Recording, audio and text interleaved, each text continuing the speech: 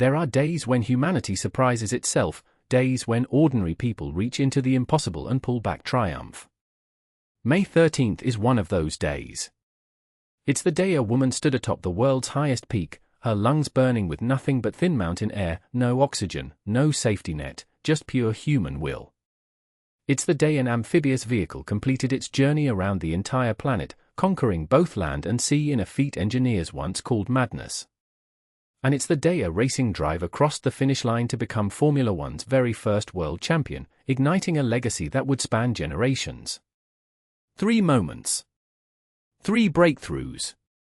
One extraordinary day that proved the only limits we have are the one at 29,000 feet, where the air holds only a third of the oxygen found at sea level, where every breath feels like drowning in slow motion. A British mother of 2 took one final step and touched the roof of the world.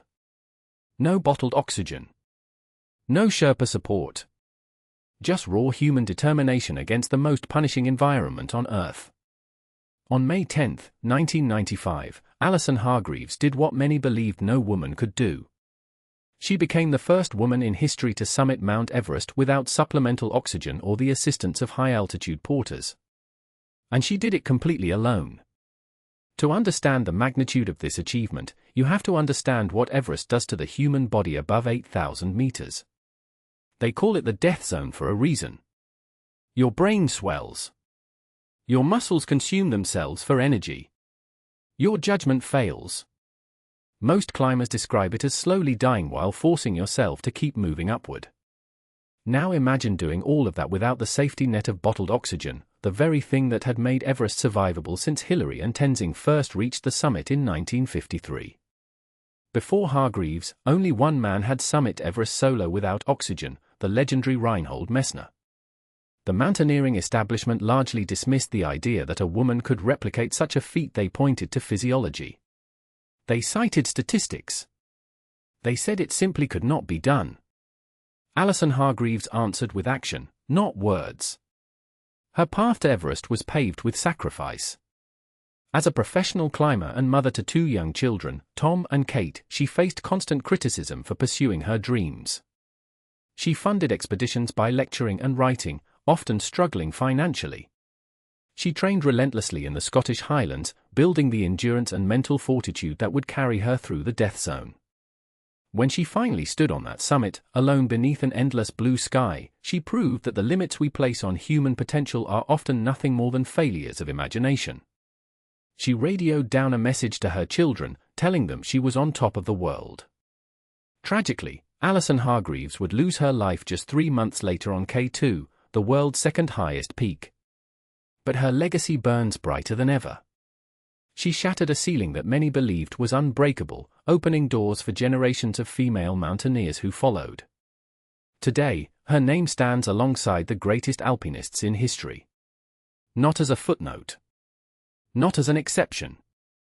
But as proof that courage knows no gender, and that the human spirit, when truly unleashed, can conquer. And picture this: a battered, salt-crusted vehicle rolls onto a beach in Montreal, Canada. It's 1958, and behind the wheel sits a man who has just done what the entire world said was impossible. Ben Carlin has become the first and only person in history to circumnavigate the globe in an amphibious vehicle. 10 years. 17,000 kilometers by sea. 62,000 kilometers by land. One machine. One unstoppable dream. This is the story of the greatest vehicular adventure ever attempted. When Australian-born Ben Carlin first announced his plan in 1948, experts laughed. Travel across entire oceans in a modified military jeep? Cross deserts, mountain ranges, and frozen wastelands in the same vehicle that would bob through Atlantic swells? The idea seemed like madness. Amphibious vehicles of that era were designed for short river crossings, not transoceanic voyages. The engineering alone seemed insurmountable. The danger? Almost certain death. But Carlin saw possibility where others saw only peril. He acquired a Ford GPA, a small amphibious vehicle originally built for World War II, and modified it extensively. He named her Half Safe, a darkly humorous nod to the risks ahead. With his wife Eleanor by his side, Carlin set out from Montreal, determined to prove the doubters wrong. The journey tested them beyond imagination. They battled 30-foot waves in the Atlantic. The engine failed repeatedly. They ran out of fuel in the middle of the ocean and drifted helplessly for days. Eleanor eventually left the expedition, unable to continue. But Ben pressed on alone, driven by something deeper than ambition. He crossed Europe, Asia, and the vast Pacific, facing mechanical breakdowns, hostile weather, political obstacles, and crushing loneliness. There were moments when giving up would have been the rational choice. Moments when the ocean seemed endless and the destination unreachable. But Carlin refused to surrender. And then, after a decade of relentless pursuit, the impossible became reality. Half Safe completed her circuit of the globe, returning to Montreal in 1958. Ben Carlin had achieved what no human being had ever done before, and what no one has accomplished since. The world was stunned. Here was living proof that the boundaries we accept are often the ones we create ourselves. Today, more than 6 decades later, Carlin's record still stands unchallenged. Half Safe now rests in a museum in Perth, Australia, a testament to human determination. Ben Carlin showed us that with enough courage, enough persistence, and enough belief in the impossible, even the oceans themselves cannot stop us. Some records measure speed. Some measure distance. This one measures the engines roar to life, 21 drivers grip their steering wheels, and on a converted airfield in the English countryside, history is about to be written. This is Silverstone, May 13, 1950, and the world is about to witness the birth of a legend. When Giuseppe Farina crossed that finish line, he didn't just win a race. He became the first man to claim victory in the inaugural Formula One World Championship Grand Prix, setting himself on a path to immortality. But let's be clear about what this Italian doctor-turned-racing driver was up against. In 1950, Formula One racing wasn't the billion-dollar spectacle we know today. It was raw, it was dangerous, and it was utterly unforgiving. These cars had no seatbelts, no roll cages, no modern safety features of any kind. Drivers sat in metal coffins with fuel tanks wrapped around their legs, hurtling at speeds exceeding 160 miles per hour on circuits lined with hay bales and wooden fences. Many believed that organizing a world championship around such a dangerous sport was foolish, perhaps even impossible. How could you crown a world champion when so many variables conspired against survival itself? Giuseppe Farina had already paid his dues. By 1950, he was 43 years old, an age when most athletes have long since retired. He had raced through the chaos of pre-war Grand Prix events, survived crashes that would have ended lesser men's careers, and watched friends and rivals perish doing what they loved. Yet he persisted.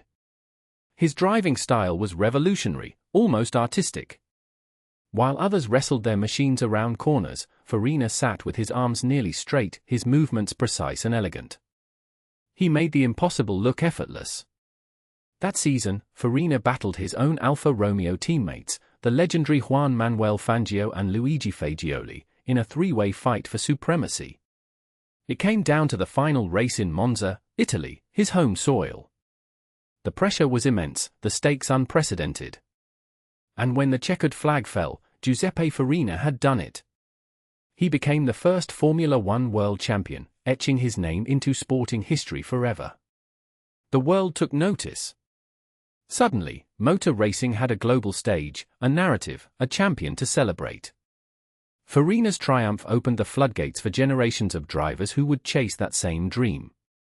Today, 76 years later, the Formula One World Championship stands as one of the most prestigious titles in all of sport. Every champion since, from Fangio to Senna, from Schumacher to Hamilton, walks in the footsteps that Giuseppe Farina first laid down on that historic May afternoon. He didn't just win a championship. He started a revolution. From Junko Tabey conquering Everest on nothing but sheer willpower and thin mountain air, to Ben Carlin spending 10 years battling oceans and continents in a modified Jeep, to Giuseppe Farina blazing into history as Formula One's very first champion, these pioneers showed us that human determination knows absolutely no limits. So tell me, which record blew your mind the most? Drop your answer in the comments below. I genuinely love hearing from you. And if these incredible stories fired you up, smash that subscribe button and hit the bell so you never miss another journey into the extraordinary.